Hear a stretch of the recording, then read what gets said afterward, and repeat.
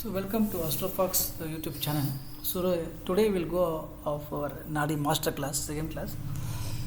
So here we want to discuss one important rule. What is that? Is the rahu and ketu axis make the boundary line. What is this boundary line?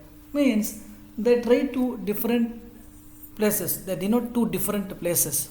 For example, Jupiter is the Jivakaraka and Saturn is the Karmakaraka.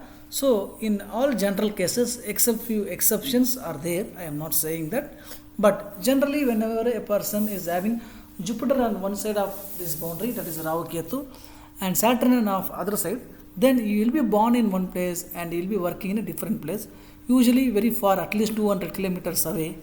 Okay, and that is a milestone. Okay, generally, these horoscopes in overseas horoscopes you will find it very easily.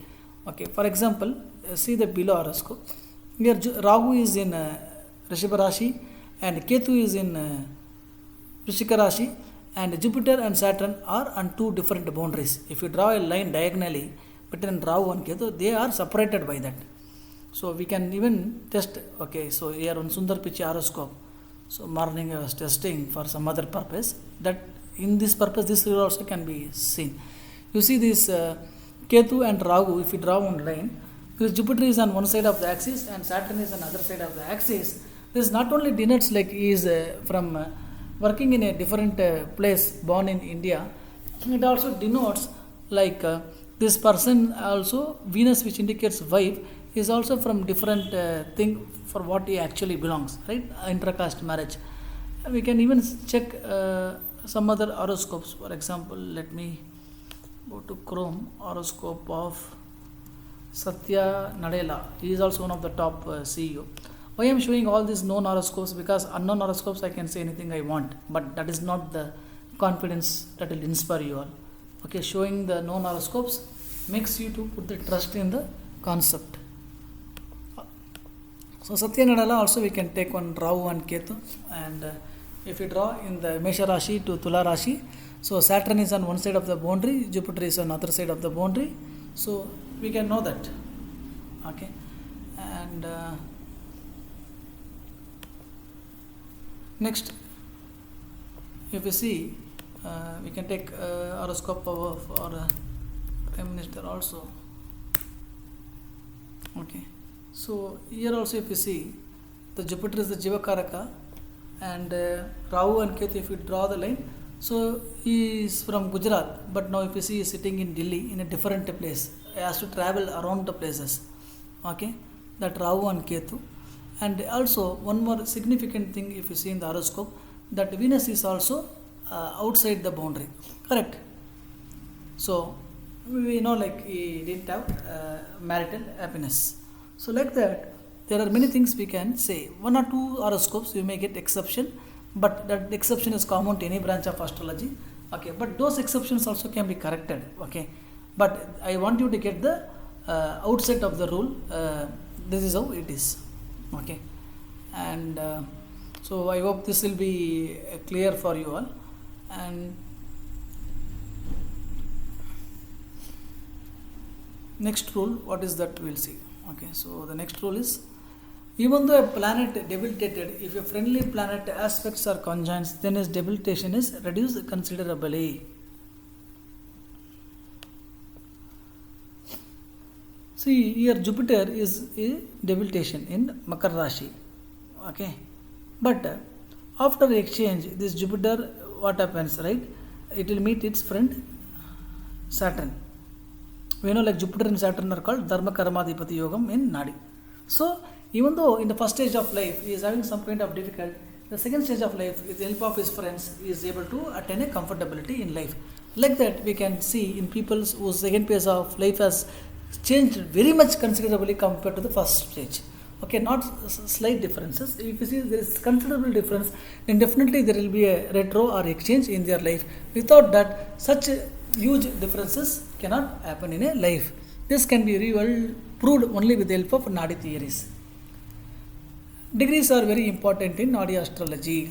Okay, for example, whenever this any transit is going to take place, here three planets are there. Okay, Now let us assume first Saturn is going on Venus. It may give the good results for the person, followed by the next pada. If Sun is there, then it may give some bad results to the father or himself, and Mars.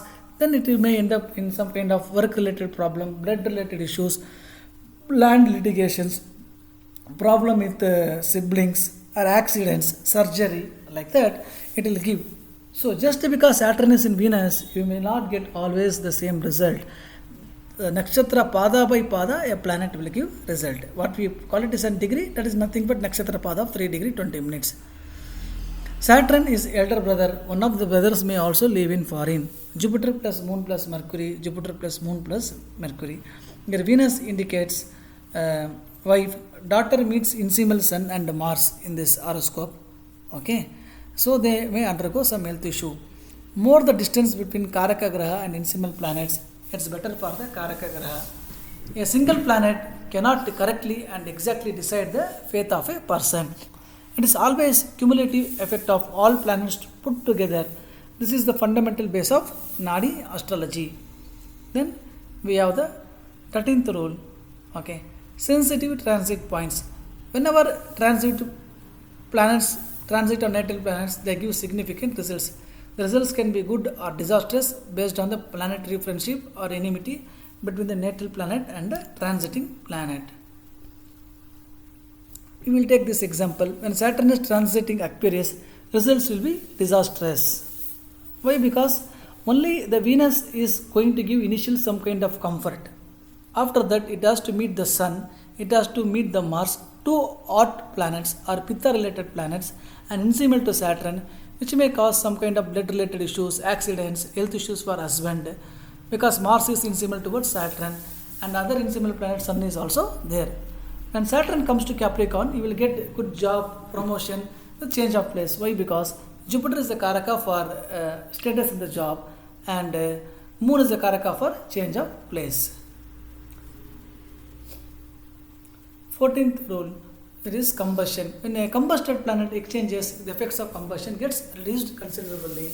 Means we already saw in a Nadi, if a planet is combusted, it will give more worst results than debilitation.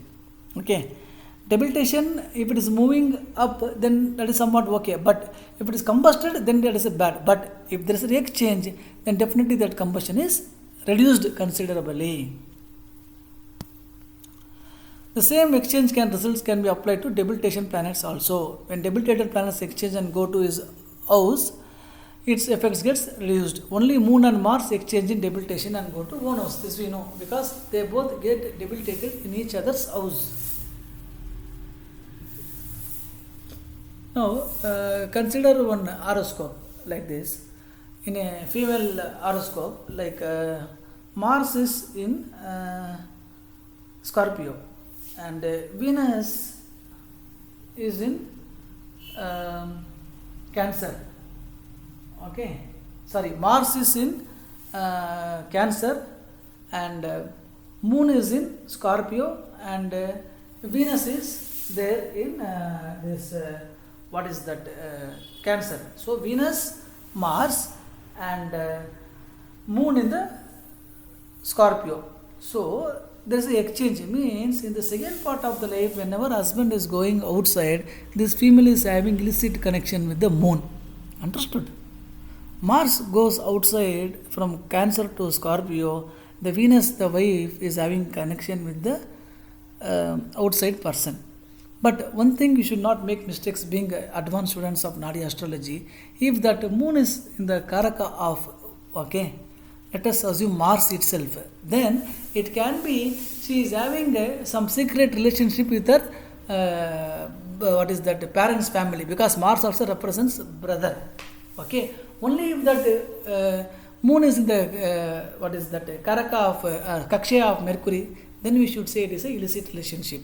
If it is that Moon is in the Karaka of Sun, Kakshya of Sun, then also it is not a problem. Maybe she is talking to the parents' house secretly because her husband is not liking. So that Sukshma also you should be able to pick it up. Sun and Saturn with Mars. Father is short-tempered and lethargic at times. This combination will also make father to have more enemies, because Sun and Saturn are enemies along with Mars. Mars means protection, Mars means fighting. Mars is the karaka for enemies also. Venus is the female native. She had love affair at the time of studies itself, because Venus is having connection with Mercury, retro Venus. One secret is, whenever you find Venus in a chart, you should give careful prediction. Why? Because Venus is the only planet which will go retrogression only once in 2 years. That is, if you have the habit of seeing the Panchangam, it will be very specifically mentioned in the Panchangam that Venus retrogression is happening, and that is of very lesser period, only month or lesser than month. And also very carefully that has to be studied in a female chart. And definitely either a female would have had a love marriage, or one of the persons in that family will definitely would have had a love marriage without doubt. Here in the horoscope, Jupiter and Venus also exchange, so marriage with somebody. So here we can see, right? This Venus and Mercury, in between them the Ketu is coming. So this Ketu coming in between is not a binding effect, rather it's a separating effect. So she loved someone and she had to marry somebody else.